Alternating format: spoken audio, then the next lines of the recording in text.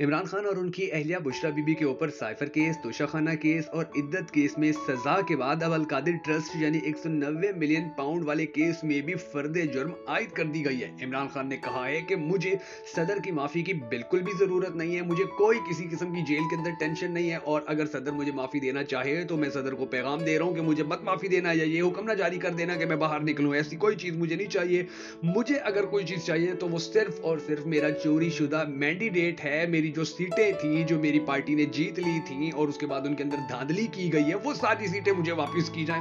इमरान खान ने इसके अलावा और क्या कुछ कहा है और अलकादिर ट्रस्ट के हवाले से भी कुछ अहम तरीन चीजें हैं जो आज के इस वीडियो के अंदर हम आपके साथ शेयर करेंगे। मगर उससे पहले जो सबसे मजेदार बात है वो ये है कि मौलाना फजलुर रहमान जो मौजूदा पीडीएम में शामिल नहीं है, यानी कि इनको कहीं पर एडजस्ट ही नहीं किया गया था, वो अब इनकलाबी बन गए हैं। अब वो पाकिस्तान के अंदर इनकलाब लाने की कोशिशें कर रहे हैं, इनकलाब लाने की बातें कर रहे हैं। और ज्यादा दिलचस्प बात यह है कि उनको असल परेशानी ये है कि मुझे कुछ क्यों नहीं मिला। मैं जो इतनी पीडीएम चलाता रहा, मैं जो नून लीग के साथ खड़ा रहा, मैंने जो एस्टेब्लिशमेंट को जो भी मुझे हुक्म हुआ मैंने उस हुक्म की तामील की, मैं जो नून लीग के और पीटीआई पाकिस्तान पीपल्स पार्टी के साथ खड़ा रहा, तो अब जब मुझे ये दोबारा यानी कि पीडीएम पहली के अंदर तो चलो मुझे थोड़ा बहुत मेरा हिस्सा मिल गया था, अब तो मुझे एक टके का हिस्सा नहीं मिला। तो ये ऐसा क्यों मेरे साथ हो गया? दरअसल ये जो एस्टेब्लिशमेंट है, अब वो उन्होंने वाज़ेह तौर पर मौलाना साहब ने कहा कि ये एस्टेब्लिशमेंट चाहती है कि असम्बलियां और लोग इनकी मर्जी से चलें और ऐसा नहीं चल सकता। ये लोग निजाम इस निजाम को ये इस तरह से नहीं संभाल सकते हैं। और फिर इन्होंने ये भी कहा मौलाना साहब, अब यानी कि वो मुसलसल बातें, वो इलेक्शन कमीशन और ये जो हुकूमत के अंदर अब बैठे हुए लोग हैं, ये बड़ी जल्दी आने वाले वक्त के अंदर रोएंगे, ये चीखेंगे कि हमारे साथ क्या हो रहा है। और फिर मुदाखलत वाला जो इलेक्शन जिस तरह से अब करवाया गया, पहले जैसे करवाया गया दोबारा भी आप इलेक्शन करवा लें तो उसको कोई फायदा नहीं होगा। पीटीआई जिसको इतनी ज्यादा सीटें मिली हैं, जिसको जीत मिली है, जिसको सबसे ज्यादा इक्तदार देने के लिए लोगों ने अपना वोट कास्ट किया है, उसको जाकर अगर हुकूमत नहीं दी जाती है तो उसका मतलब यह है कि फिर पाकिस्तान के अंदर तो कोई जमहूरियत नहीं चल रही है। सदर के इंतखाबात में वोट ना डालने का भी मौलाना साहब ने ऐलान कर दिया है। केपी के अंदर उन्होंने अपोजिशन ना अपोजिशन लीडर लाने का कहा गया, हमने अपोजिशन लीडर भी नहीं लाना, हम वहां पर अपोजिशन भी नहीं करेंगे, वहां पर हम किसी किस्म का कोई नून लीग के साथ कंप्रोमाइज भी नहीं करेंगे। और फिर ज्यादा दिलचस्प बात नाज़रीन गिरामी ये है कि इस वक्त अब तक की जो सिचुएशन है, अब तक के जो हालात हैं, वो ये है कि मौलाना साहब ने तो अब जब इमरान खान गिरफ्तार हुआ था तो उस वक्त भी मौलाना साहब ने कहा था कि पाकिस्तान की सियासत के अंदर से अब मजा खत्म हो गया, पाकिस्तान की सियासत के अंदर से अब यानी कि उन्होंने कहा कि मेरी दाढ़ी सफेद हो गई है सियासत करते करते। लेकिन अब हालात जो है ना, ये हालात मैं किसी सूरत भी एक्सेप्ट नहीं कर सकता। यानी कि बड़े गंभीर पाकिस्तान के अंदर जिस तरह इलेक्शन करवाया गया, जिस तरह धांधली करवाई गई, जिस तरह दो नंबरी करवाई गई, जिस तरह से पाकिस्तान मुस्लिम लीग नून को नवाजा गया है, जिस तरह पाकिस्तान तहरीक इंसाफ के ऊपर जुल्म जबर किया गया है, तो ये सब कुछ मैं बिल्कुल भी नहीं चाहता और ना मेरी ये ख्वाहिश है और ना मैं ये किसी सूरत बर्दाश्त करूंगा। बल्कि मैं तो किसी की सियासी कैद के बारे में भी सियासी को इमरान खान कैद में है, मैं इसके ऊपर भी खुश नहीं हूं कि उसको सियासी तौर पर कैद बनाया गया झूठे पर्चे करके। तो दरअसल ये जो सारा मामला है, फिर अच्छा इसके अंदर जो उन्होंने कहा कि दरअसल ये जो 9 मई वालों ने जिस तरह से इलेक्शन जीता है तो इसकी यानी कि 9 मई का बयानिया भी खत्म हो गया, जीरो हो गया है कि पीटीआई ने ज्यादा सीटें ले ली हैं। तो ये जो चीज है मौलाना साहब की, इस चीज को समझने की बड़ी जरूरत है। देखिए मौलाना साहब, नून लीग, पाकिस्तान पीपल्स पार्टी, अब इनके जितने भी रहनुमा हैं वो सारे यही कह रहे हैं कि जी 9 मई वाला बयानिया जो है वो खत्म हो गया पाकिस्तान तहरीक इंसाफ की जीत से। हालांकि पाकिस्तान तहरीक इंसाफ का कोई एक सिंगल कैंडिडेट भी ऐसा नहीं था कि जो 9 मई के वाकयात में मुलविस हो और फिर उसने इलेक्शन लड़ा और फिर वो इलेक्शन लड़कर जीत गया हो। 9 मई वाले जो जितने भी लोग थे वो तो सारे जेलों के अंदर पड़े हुए, उनके ऊपर तो मुकदमात चल रहे हैं, वो तो कैद के अंदर हैं, उनको तो सजाएं सुनाई जा रही हैं। और ये फिर इस तरह की बातें करके दरअसल पाकिस्तानी कौम को ये बताना चाहते हैं कि जी 9 मई वाले भी पाकिस्तान तहरीक इंसाफ वाले थे और इन लोगों को फिर भी जितवा दिया गया। तो ये सारी चीजें की जा रही हैं।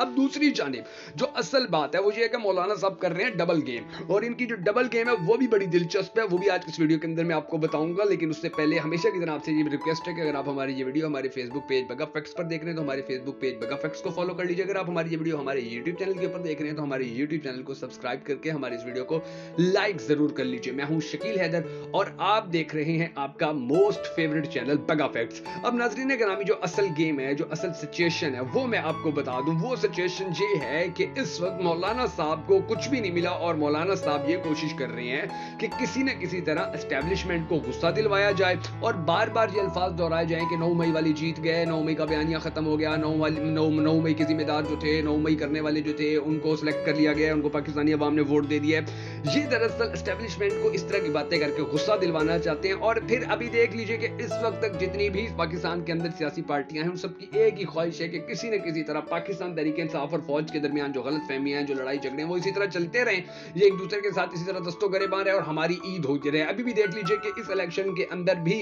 जिस तरह से पाकिस्तान के अंदर इस इलेक्शन को मतनाज़ बनाया गया, जिस तरह से इलेक्शन कमीशन ने अदालतों के अहकामात नहीं माने, अदालतों के अंदर से बड़े मतनाज़ फैसले सामने आते रहे, पाकिस्तानी कौम बार बार इसके ऊपर बात करते रही, आलमी इदारे इसके ऊपर बार बार रिपोर्टिंग करते रहे कि पाकिस्तान के अंदर क्या हो रहा है। तो इस सारे मामले के अंदर अगर हम देखें तो एक जानिब पाकिस्तान पीपल्स पार्टी, पाकिस्तान मुस्लिम लीग नून, MQM, जमीयत उलमा इस्लाम, ये सारी पार्टियां एक तरफ थी और पाकिस्तान तहरीक इंसाफ दूसरी जानिब। यानी कि अगर पाकिस्तान मिसाल के तौर पर अगर अभी इस वक्त हम इमरान खान को और पाकिस्तान तहरीक इंसाफ को पाकिस्तान की सियासत से निकाल दें तो आप बताएं कि फिर कहीं पीछे अपोजिशन बचती है? कहीं भी अपोजिशन नहीं बचती है। जो सुन्नी इत्तेहाद कौंसिल है या जो MWM है, उनकी टोटल 2-2, 4-4 सीटें बड़ी मुश्किल से पूरे मुल्क से निकलती है। इन्होंने क्या अपोजिशन करनी है या इन्होंने क्या अपोजिशन में जाकर फिर इनकी मुखालफत करनी है? इस वक्त आप देखें नून लीग भी एक पे, नून लीग, पाकिस्तान पीपल्स पार्टी, मौलाना फजलुर रहमान को भी ये मना लेंगे, मौलाना फजलुर रहमान भी कहीं जाने वाले नहीं है, MKM, ये जितने भी स्टेक होल्डर्स हैं ये सारे इस वक्त इकट्ठे हैं। और अगर इस वक्त पाकिस्तान तहरीक इंसाफ ना होती तो ये देखेंगे एक दूसरे के ऊपर उसी तरह इल्जामात लगा रहे होते जिस तरह माजी के अंदर लगाते रहे, एक दूसरे के ऊपर केसेस कर रहे होते, एक दूसरे को नीचा दिखा रहे होते, एक दूसरे को गालम गलोच कर रहे होते। लेकिन पाकिस्तान तहरीक इंसाफ चूंकि इस जो मौजूद है, पाकिस्तान तहरीक इंसाफ अपना एक वजूद रखती है, तो इस वक्त पाकिस्तान तहरीक इंसाफ एक तरफ खड़ी है पिछले कितने ही सालों से और ये सारी पार्टियां दूसरी तरफ खड़ी हैं। अब इन सारे हालात के अंदर इनकी ये कोशिश है कि पाकिस्तान तहरीक इंसाफ और एस्टेब्लिशमेंट के अंदर जो गलत फहमियां हैं उनको इसी तरह बरकरार रखा जाए, उनको मजीद इसी तरह बढ़ाया जाए और फिर उसके बाद जब ये आपस में इस तरह लड़ते रहेंगे तो हमें भी सीटें मिलती रहेंगी। अभी देखिए MKM की वो जो ऑडियो लीक हुई है, MKM के रहनुमा की, मुस्तफा कमाल की, उस ऑडियो के अंदर भी वो कह रहे हैं जी नून लीग को 60% धांधली से मैंडेट दिया गया, पाकिस्तान पीपल्स पार्टी को भी 60% धांधली से मैंडेट दिया गया और जो MKM थी उसको तो उसकी तो एक सीट नहीं निकली, इन टटुओं को भी संभालना पड़ गया, इनको भी सबसे ज्यादा 100% जो जाली मैंडेट था वो देना पड़ गया। तो अब इस तरह की जो सिचुएशन है देखिए एक दूसरे के साथ इसे एक दूसरे का इनको पता भी है कि इनको जाली मैंडेट दिया गया, जाली सीटें दी गई, मगर ये सारे खुश हैं क्योंकि सारों को अपना अपना हिस्सा चाहिए और सबको थोड़ा थोड़ा हिस्सा दिया जा रहा है, सारे राजी बाजी हैं। और अगर किसी पार्टी के खिलाफ इस वक्त पाकिस्तान के तमाम तर इदारों के फैसले सामने आते नजर आ रहे हैं तो वो सिर्फ और सिर्फ पाकिस्तान तहरीक इंसाफ है। और पाकिस्तान तहरीक इंसाफ के ये जो चैलेंजेस हैं, अब इन्हीं चैलेंजेस से मुसलसल लड़ने की वजह से, उन कंप्रोमाइज ना करने की वजह से, समझौता ना करने की वजह से, दबाव में ना आने की वजह से, अब देखिए कि हालात किस नहज में है कि मौलाना फजलुर रहमान जो है वो बिल आखिर पाकिस्तान मुस्लिम लीग नून और पाकिस्तान पीपल्स पार्टी के खिलाफ भी खड़े होने पर मजबूर हो गए हैं क्योंकि वो इस लेवल के ऊपर आ गए हैं कि उनको कहीं से कोई हिस्सा नहीं दिया गया, उनको किसी भी किस्म की कोई सहूलत नहीं दी गई, उनको कोई वजारत नहीं दी गई, उनके किसी कैंडिडेट को जितवाया नहीं गया। कि जब हलवा बन रहा था पीपल्स पार्टी को खिलाया गया, नून लीग को खिलाया गया, MKM को खिलाया गया, थोड़ा सा मौलाना फजलुर रहमान को भी खिला देते, मगर ये हलवा मौलाना फजलुर रहमान को नहीं मिला और मौलाना फजलुर रहमान इस वक्त बड़े शदीद किस्म के इनकलाबी बने हुए हैं और वो कह रहे हैं कि मैं किसी को नहीं छोड़ूंगा, मैं डट के खड़ा हो जाऊंगा मैदान के अंदर और मरियम बीबी की जो वजारत आला पंजाब है उसको मैं ज्यादा अरसे तक सियासी तौर पर नहीं चलने दूंगा,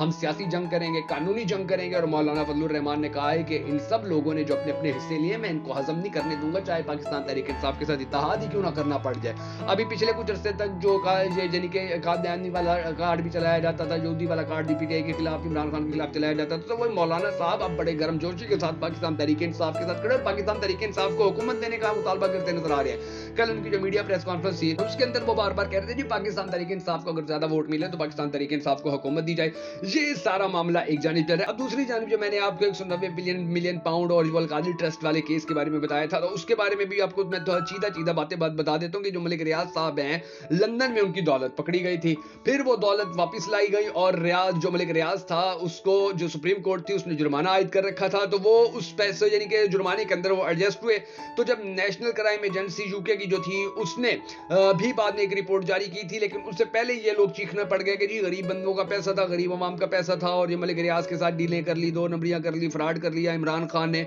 अब उसके ऊपर जो नेशनल क्राइम एजेंसी थी UK की उन्होंने वाज़ेह तौर पर बताया कि ये जो पैसा था ये सिर्फ काला धन था जो पाकिस्तान को वापस कर दिया गया और वो पाकिस्तान जब आया था तो वो सुप्रीम कोर्ट ऑफ पाकिस्तान के अकाउंट के अंदर आया था। हुकूमत सिंध को उसका आधा पैसा दे दिया गया है, दे दिया जा चुका है, पहली किस्त दे दी गई है और बाकी आधा पैसा जो है वो पाकिस्तान हुकूमत पाकिस्तान को दिया गया है और इसके अंदर एक टके की भी धांधली आज तक नहीं हुई। इमरान खान जो है उन्होंने इस पैसे से यूनिवर्सिटी बनाई थी और यही केस अब इसी केस की अब उनके ऊपर फर्द जुर्म लगी है और अगली समाज जो है इसकी 26 मार्च और इसके अंदर तकरीबन 58 गवाह हैं। अब जिस मुल्क के अंदर आप अंदाजा लगाइए कि जिस मुल्क का सदर वजीर आज़म जो नवाज आसिफ अली जरदारी है वो बन सकता हो, जिस मुल्क का वजीर आज़म शहबाज शरीफ बन सकता हो, जिस मुल्क की पंजाब की वजीर आला मरियम बीबी बन सकती हो, जिसके अंदर जो 11 अरब के केस थे इनके खिलाफ वो खूह खाते चले जाएं, 35 अरब की जो डॉलर की जो टीटियां थी उनके केस जब खत्म कर दिए जाएं, नवाज शरीफ के केसेस जब खत्म कर दिए जाएं, जब पूरे पाकिस्तान के जो सबसे ज्यादा लुटेरे बड़े थे उनको जब बिल्कुल साफ शफाफ कर दिया जाए, जब उनको इलेक्शन के अंदर धांधली से जितवा दिया जाए, जब अदालतों से अपनी मर्जी के फैसले दिलवा लिए जाएं, जब पाकिस्तान के अंदर सजा याफ्ता लोगों को पाकिस्तान का वजीर आला वजीर आजम पाकिस्तान की सबसे बड़ी सियासी जमात बना दिया जाए, जब पाकिस्तान के अंदर 9 मई के मुल्जिमान को ये कहकर छूट दे दी जाए कि तुम जब पाकिस्तान तहरीक इंसाफ को छोड़ रहे हो तो तुम्हारे सारे केस माफ हो गए हैं, जब पाकिस्तान के अंदर अभी वो खबरें सामने आ रही है जी छोटू गैंग का जो सरगना था उसको बरी कर दिया गया है, जब ये सारी खबरें सामने आना शुरू हो, जिस मुल्क के अंदर ये सारी खबरें आ रही हैं तो फिर उस मुल्क के अंदर क्या एहतसाब है और क्या एहतसाब के ड्रामे हैं, क्या एहतसाब के ट्रोपी ड्रामे हैं, क्या एहतसाब का आवाम को लॉलीपॉप देना, क्या पाकिस्तानी आवाम को फुद्दू लगाना एहतसाब के नाम का, अदालतों के नाम का, पाकिस्तान के कानून के नाम का, ये सारी चीजें जो हैं ये सारी चीजें आप देखना है कि आने वाले वक्त के अंदर पाकिस्तान को किस सीमत में लेके जाती हैं। बहरहाल हम सबको अल्लाह तबारक व तआला के हुजूर दुआ करनी है कि हमारे पाक परवरदिगार हमारे मुल्क के हालात के ऊपर रहम फरमा, हमारे मुल्क के हालात को बेहतर कर पाकिस्तान का अगला वजीर आज़म उस शख्स को बना के जिससे पाकिस्तानी कौम बड़ी टूट कर मोहब्बत करती है और वो भी पाकिस्तानी कौम से बड़ी टूट कर मोहब्बत करते हैं। अगर आप भी हम सबके साथ मिलकर इस दुआ में शामिल होना चाहें तो कमेंट सेक्शन में आमीन जरूर लिख दीजिएगा।